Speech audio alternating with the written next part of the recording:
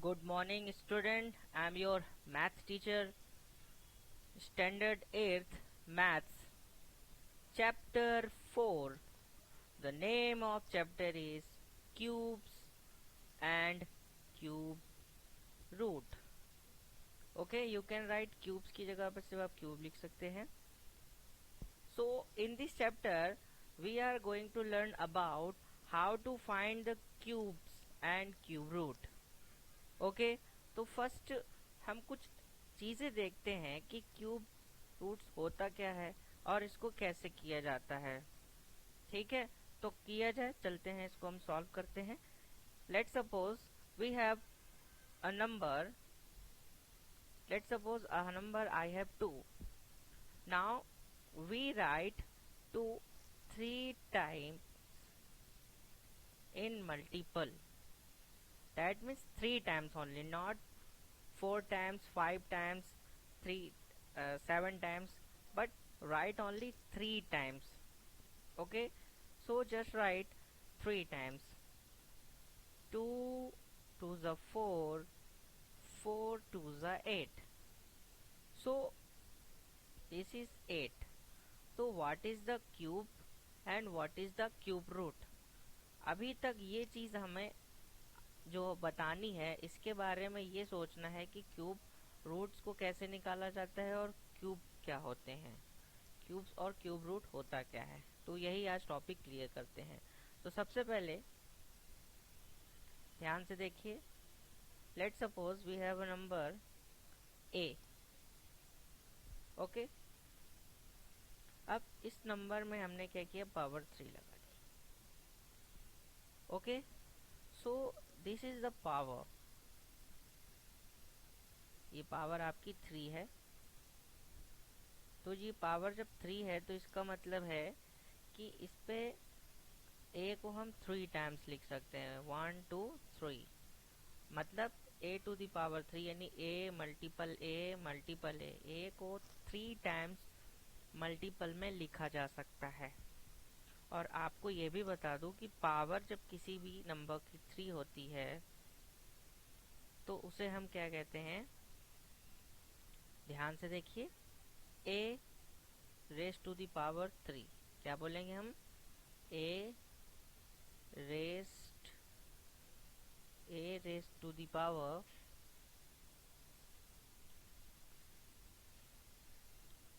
3. Understand. फिर देखते हैं. Let's suppose I just write a into a into a into a. Now check 1 2 3 4. तो यहाँ पर a 4 टाइम्स है तो हम क्या लिखेंगे, a to the power 4. That means it is not cube.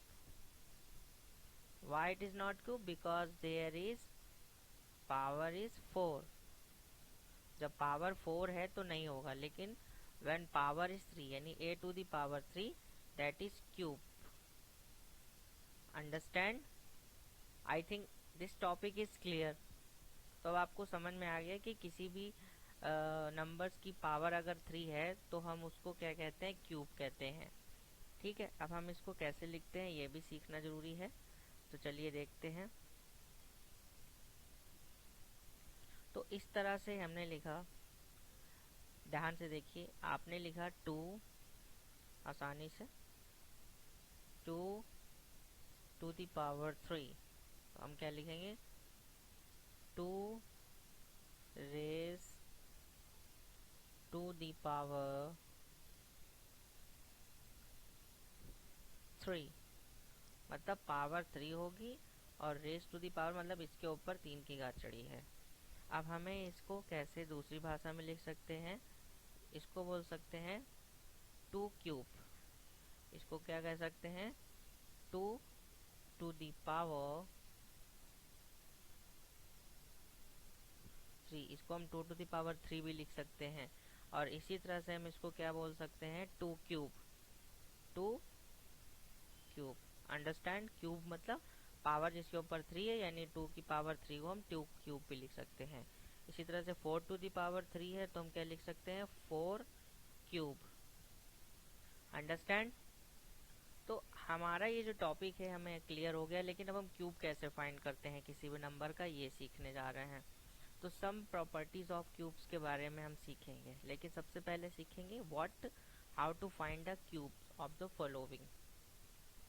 चलिए सीखते हैं। तो हमारे पास क्यूब कैसे फाइंड करना है, तो बहुत ही आसान है, हमें आसानी से पता होगा। जैसे कि हमारे पास हाउ टू फाइंड लिखते हैं, how to find cube, how to find cube. देखिए कैसे सीखा जाए, आसान है, कोई टफ नहीं है। लेट सपोज हमारे पास n है, n टू द पावर 3 है, that is n cube. Right now n को 3 टाइम्स लिखना है, n into n into n। Okay, how to write 3 times n। अब देखिए हमारे पास कोई नंबर है 2, 2 to the power 3, just write 2 as a 3 times in multiple, 2 2 into 2, 2 2 is 4, 4 2 is 8. The answer is 8. So what is the cube of 2? 8. Answer is 8. तो हम क्या बोलेंगे, cube of 2 is 8. Cube of 2 is 8, यानी 2 का cube कितना है, 8 है।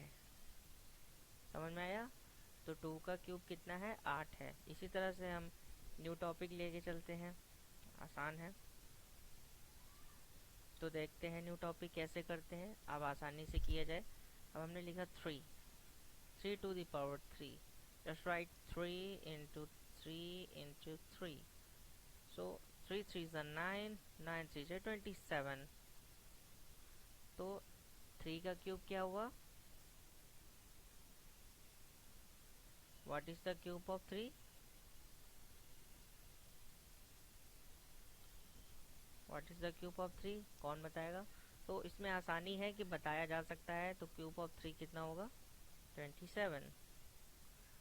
ठीक है, तो यहाँ पर हमने बोला कि 3 का क्यूब आपका 27 आ गया। तो ये टॉपिक आपके क्लियर हो गए। ऐसे बहुत सारे नंबर हैं जिनको हम अलग अलग तरीके से उनके क्यूब्स निकालते हैं, उनका n पावर 3 निकालते हैं। चलिए वो सीखते हैं। ठीक है, तो सीखा जाए कैसे कर सकते हैं हम। तो देखिए सबसे पहले हम बात करते हैं ज़ीरो की, n टू द पावर 3। इसका मतलब समझ रहे हैं, n टू द पावर 3 का मतलब इसका cube. Just I am writing clear. Okay, zero, zero को हम किस तरह से लिख सकते हैं, 0 इंटू 0 इंटू इंटू 0। तो आंसर क्या आएगा, ओनली 0 आएगा। अंडरस्टैंड। आफ्टर दैट हमने क्या लिखा, 1, 1 का 1 इंटू 1 इंटू 1। तो 1 1 जा 1, 1 1 जा 1, आंसर इज 1। 2, 2 इंटू 2 इंटू 2, 2 2 जा 4, 4 2 जा 8। हमने लिखा 3, 3 इंटू 3 इंटू 3, 3 3 जा 9, 9 3 जा 27। 4, 4 को लिखते हैं 4 इंटू 4 इंटू 4, 4 4 जा 16, 16 4 जा 64। 5, 5 इंटू 5 इंटू 5, यहाँ पर n into n into n कर सकते हैं। तो इसका कितना आएगा, 5 5 जा 25, 25 5 जा 125। अंडरस्टैंड। इसी तरह से आपको ये देखना होगा कि इनके लास्ट में डिजिट्स में क्या आता है। तो इसके लिए आपको ध्यान से देखना होगा कि आपके पास जो बुक अवेलेबल है मैथ्स की, तो उस बुक में पेज नंबर आपका है, ध्यान से सुनिए मेरी बात, पेज नंबर आपका क्या है, page number 56। Page number 56 bottom में चेक कीजिए, नीचे साइड पर आपका सारे n क्यूब्स दिए हुए हैं। ठीक है, तो उनके वंस प्लेस में कौन से डिजिट आते हैं ये ध्यान रखिए। जैसे वंस प्लेस में हमने 5 की बजाय 6 की बात करी, 6 का क्यूब कितना होगा, 6 इंटू 6 इंटू 6, 6 6 जा 36, 36 6 जा कितना होता है 216। कंफर्म। अगर आपको नहीं आता तो आप मल्टीपल कर सकते हैं। देखिए 6 6 जा 36, 36 इंटू 6, 6 6 जा 36, कैरी 3, 6 3 जा 18, 18 में प्लस 3 करिए 21, तो 216 आ रहा है। तो इसमें आपको एक चीज़ ध्यान से देखनी होगी कि इसके वंस प्लेस में क्या आ रहा है। ध्यान से देखिए वंस प्लेस में क्या आ रहा है, वंस प्लेस में आ रहा है 6। तो आपको ये भी ध्यान रखना होगा कि इसके वंस प्लेस में क्या आ रहा है।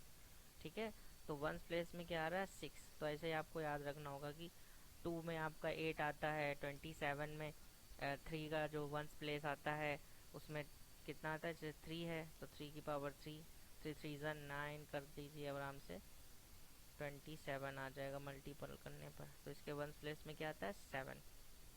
तो ये आपका वंस डिजिट है। ठीक है, तो ये आपको टॉपिक क्लियर हो गया है। तो इसी तरह से हम इसके क्यूब्स के बारे में काफ़ी कुछ सीखेंगे।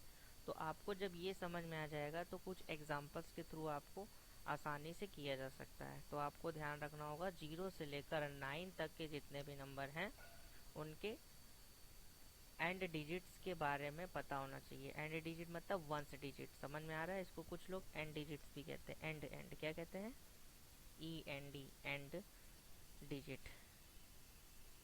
क्लियर हो रहा है टॉपिक। तो इसको भी किया जा सकता है। चलिए इसके एक एग्जांपल सीखते हैं। तो एग्जांपल सीखते हैं, जैसे कि आपकी बुक में ही एक एग्जांपल दिया है। Let's page number 57, example number 1। Example number 1 है find the ones digit.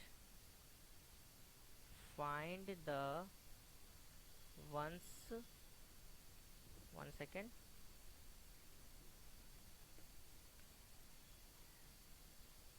Ones digit. तो आपको वंस डिजिट फाइंड करना है क्यूब का। तो एक क्वेश्चन है आपके पास फर्स्ट, 2371, 2371। अब इसमें आपको फाइंड करना है कि वंस डिजिट आपका कौन सा है।